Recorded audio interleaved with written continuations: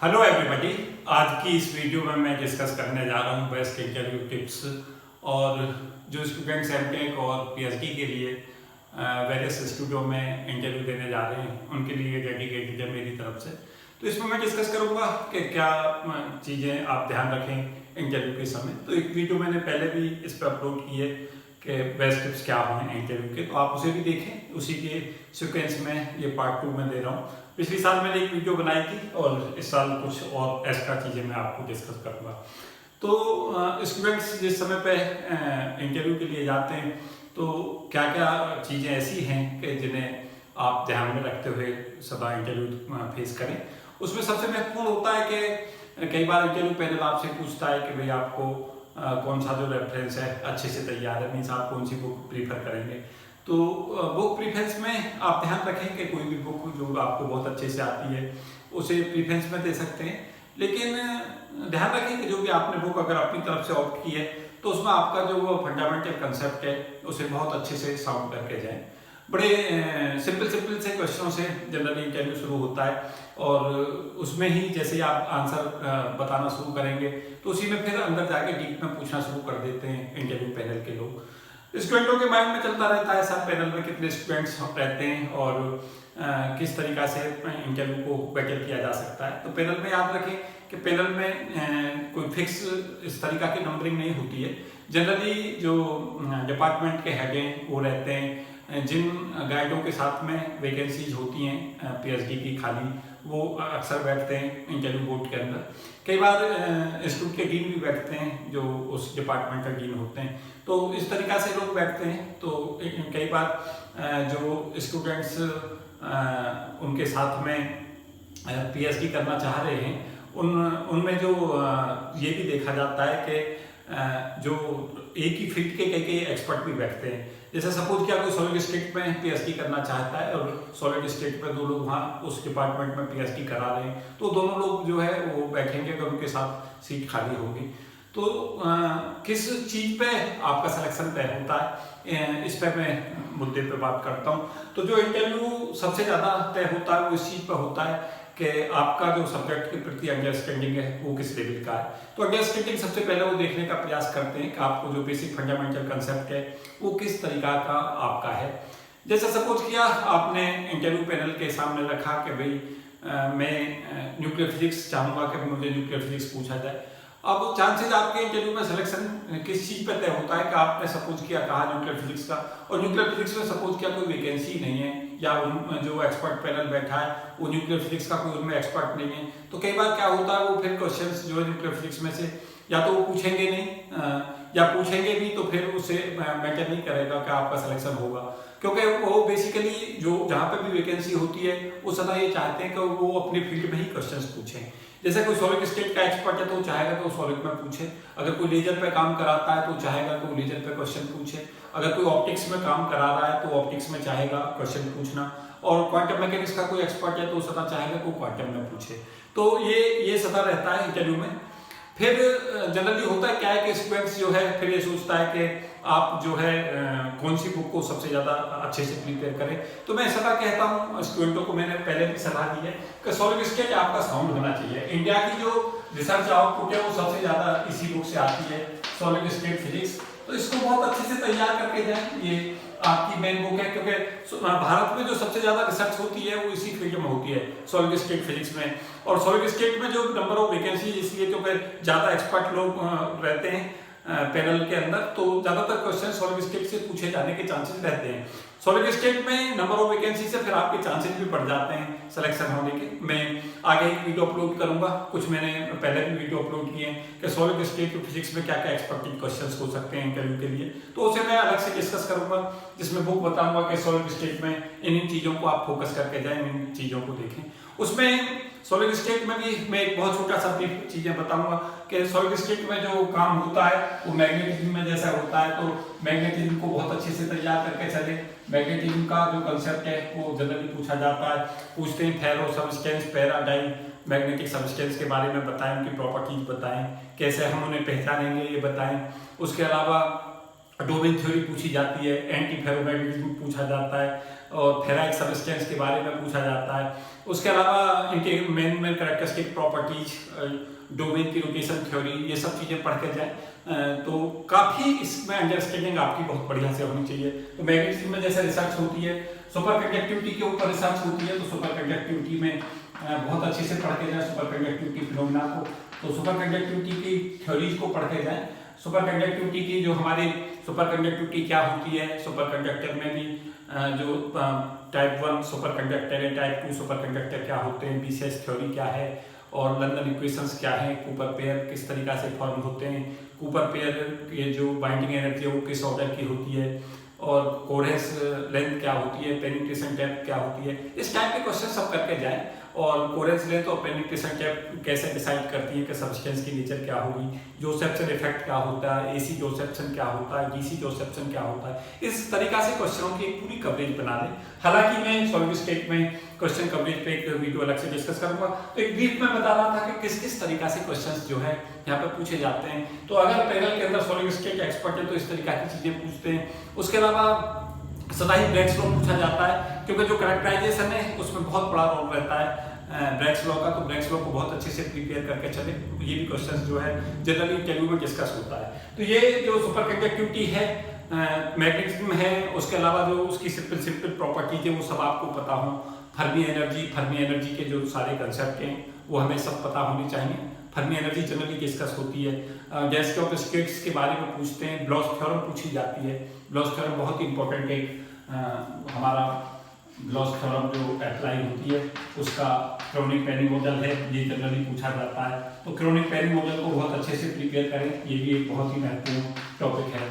तो ये जो क्वेश्चंस हैं chronic Penney model, blotch theorem, ये जनरली पूछा जाता है। ब्रैग्स लॉ में ऑलरेडी बता रहा था, ये भी एक बहुत ही महत्वपूर्ण टॉपिक रहता है सॉलिड स्टेट के अंदर। इसको बहुत अच्छे से प्रिपेयर करके जाए।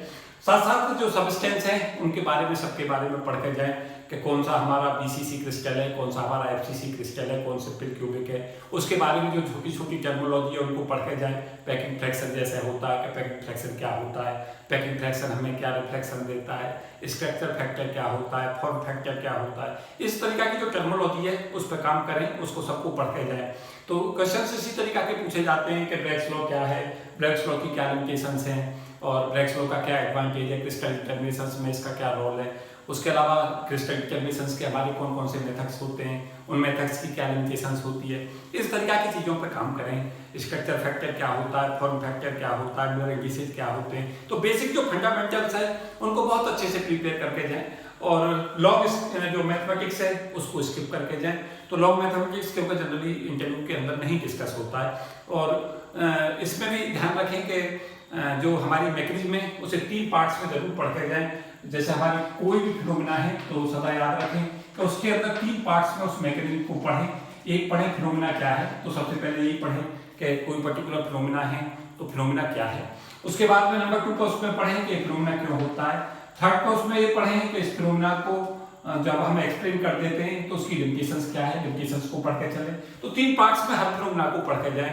एक पार्ट्स उसका ये करें कि फिनोमेना क्या है, दूसरे पार्ट्स में ये करें फिनोमेना को कैसे एक्सप्लेन किया जाए, और थर्ड पार्ट में अगर कोई लिमिटेशंस है उसको एक्सप्लेन करने में तो उसको भी डिस्कस करें। क्योंकि वो जनरली क्या होता है, जैसे आपका इंटरव्यू शुरू होता है पैनल एक्सपर्ट सिंपल क्वेश्चनों से इंटरव्यू आपका शुरू होता है। और उसके बाद में क्या करते हैं, उसी फिनोमेना जो भी वो पूछ रहे हैं तो जैसे आपसे पूछ लेंगे कि भाई हॉल इफेक्ट बताइए। जैसे इसी में एक हॉट टॉपिक रहता है हॉल इफेक्ट का और क्रिस्टल डिफेक्ट्स का, तो पूछेंगे कि भाई हॉल इफेक्ट क्यों होता है। तो सबसे पहले तो यहीं से शुरू होता है इंटरव्यू का, हॉल इफेक्ट क्या है, फिर पूछेंगे हॉल इफेक्ट क्यों होता है। तो आपके पास में ये सब चीजें हों, फिर ये भी पूछ लेते हैं कि कोई पर्टिकुलर फिनोमेना इसका एप्लीकेशंस क्या होगा। तो एप्लीकेशंस पोर्शन जो है वो भी उसका पोर्शन लेके चलें। तो आप 3-4 पार्ट्स में मैकेनिज्म को जरूर देख के जाएं। एक सबसे पहले देखें फिनोमेना क्या है, तो फिनोमेना के बारे में पढ़ें कि how you can explain the phenomena. उसके बाद में और एक्सप्लेनेशन के बाद में लिमिटेशंस को पढ़ें और उसका कोई एप्लीकेशंस किस तरीका से हम उसे यूज कर रहे हैं, उस फिनोमेना का क्या एप्लीकेशन है वो भी करें। तो ये आपके उस एमटेक के कोर्सेज में, पीएचडी कोर्सेज में इस पैटर्न पर जो है क्वेश्चंस पूछे जाते हैं। उसके साथ साथ मैं कुछ इंटरव्यू से जुड़े हुए कुछ मिथक भी स्टूडेंटों को क्लियर कर देना चाहूँगा। एक जो मैंने वीडियो सीरीज है उन्हें वीडियो को देखें, इंटरव्यू पे मैंने पहले भी वीडियो डाली है, उनको देखें, वो आपको निश्चित तौर से एक दिशा देंगी। मैंने बहुत सारी बुकों के बारे में एक्सपेक्टेड क्वेश्चंस भी बता रखे हैं कि कौन सी बुक से क्या क्या क्वेश्चंस पूछे जाते हैं। एक सॉलिड स्टेट छोड़ रखी है तो उस पर मैं कोशिश करूंगा कि जल्दी वीडियो अपलोड करूँ। तो कुछ मैंने क्वेश्चंस बताए हैं कि क्या किस तरीका से सॉलिड स्टेट में क्वेश्चंस, हॉट जो क्वेश्चंस हैं जो ज़्यादा पूछे जाने वाले हैं वो मैंने यहाँ डिस्कस किए हैं। मैं एक जो बहुत ही महत्वपूर्ण चीज़ इसमें बताऊंगा वो ये है कि स्टूडेंट सोचते हैं कि भाई सिलेक्शन का जो क्राइटेरिया है वो क्या है। तो याद रखिए कि सिलेक्शन का एक ही क्राइटेरिया है कि वो सिलेक्शन में आपका क्या देखते हैं। सिलेक्शन में सबसे पहले देखने का प्रयास करते हैं कि आपके पास सफिशिएंट नॉलेज है अपने सब्जेक्ट की या नहीं है, और या आपकी जो नॉलेज है वो सुपरफिशियल तो नहीं है, केवल आपको फॉर्मूले पता है बाकी आप अंदर तक कुछ नहीं समझते फिजिक्स को, तो प्रॉब्लम होती है। तो सबसे पहले वो देखने की कोशिश करते हैं कि आपके पास सफिशिएंट नॉलेज है उस पर्टिकुलर फील्ड में जिसमें वो रिसर्च कराना चाहते हैं। तो जनरली जो आपका एक्सपर्ट पैनल होगा उसमें अगर वो अलग अलग डिसिप्लिन के एक्सपर्ट होंगे तो वो अपने लिए उसकी व्यवहारिकता चेक करने का प्रयास करते हैं। सपोज किया उन्हें सॉलिड स्टेट में रिसर्च करानी है तो वो सॉलिड में आपकी नॉलेज को चेक करने का प्रयास करेंगे कि आपको सब्जेक्ट की किस तरीका की नॉलेज है। अगर वो आपको किसी भी पर्टिकुलर फील्ड में लेना चाहते हैं तो सबसे पहले उस फील्ड के अंदर आपकी सूटेबिलिटी को चेक कर रहे होते हैं। तो जनरली एक्सपर्ट जो होते हैं वो अपनी फील्ड से ही क्वेश्चन पूछते हैं और आपकी सूटेबिलिटी को उसमें चेक करते हैं। उसके बाद आपके पास अगर सफिशिएंट नॉलेज है तो उसके साथ साथ आपका कॉन्फिडेंस चेक करते हैं कि आपका कॉन्फिडेंस किस लेवल का है। आपसे बीच में क्रॉस क्वेश्चंस पूछ लेते हैं, आपने फिनोमेना को समझाया, और कई बार आपकी उसको चेक करने के लिए ये भी पूछ लेते हैं कि आप जो बता रहे हैं वो सही है, तो आपका वो कॉन्फिडेंस भी चेक कर रहे होते हैं। उसमें आप देख लें कि अगर आप श्योर हैं किसी फिनोमेना को एक्सप्लेन करते हुए तभी हाँ भरें, और अगर आपको लगता है तो फिर उसके अंदर आप पॉजिटिवली जवाब यही दें कि सर मुझे कुछ इसी तरीका का आइडिया है इस फिनोमेना के बारे में। तो कई बार क्या होता है कि आप गलत आंसर कर रहे होते हैं और सामने वाला जो एक्सपर्ट बैठे हैं पैनल के, क्योंकि बहुत एक्सपीरियंस होल्डर्स होते हैं, बहुत लॉन्ग एक्सपीरियंस के साथ में वो वहाँ पर होते हैं, तो वो क्या करते हैं कि बहुत जल्दी से चेक कर लेते हैं आपकी नॉलेज को, आपकी सब्जेक्ट की अंडरस्टैंडिंग को, आप कहाँ तक सब्जेक्ट को समझते हैं, आपकी ग्रिप क्या है, आपका कॉन्फिडेंस क्या है, सब्जेक्ट की नॉलेज क्या है, सब्जेक्ट को कैसे आप एक्सप्लेन कर रहे हैं। ये सब चीज़ों को जज करने में ज़्यादा उन्हें समय नहीं लगता। तो ये ध्यान रखें कि वो आपके कॉन्फिडेंस को चेक कर रहे होते हैं। उसके अलावा सबसे महत्वपूर्ण जो चीज़ है वो ये है कि अगर आपको नहीं आता तो वो ये भी चेक कर रहे होते हैं कि आप आंसर, अगर आपको नहीं आता तो आप कहीं गलत आंसर को तो डिफेंड नहीं कर रहे हैं। तो इंटरव्यू में सदा याद रखें कि अगर आपको आंसर नहीं आता है तो आप नो करें, आप कभी भी ऐसा ना करें कि उन्हें बिलअप करने का प्रयास करें। अगर आप बिलअप करेंगे, आपको लगेगा कि आप उन्हें गुमराह करने का प्रयास कर रहे हैं, तो आप निश्चित तौर से सेलेक्ट नहीं होंगे, ये तय है।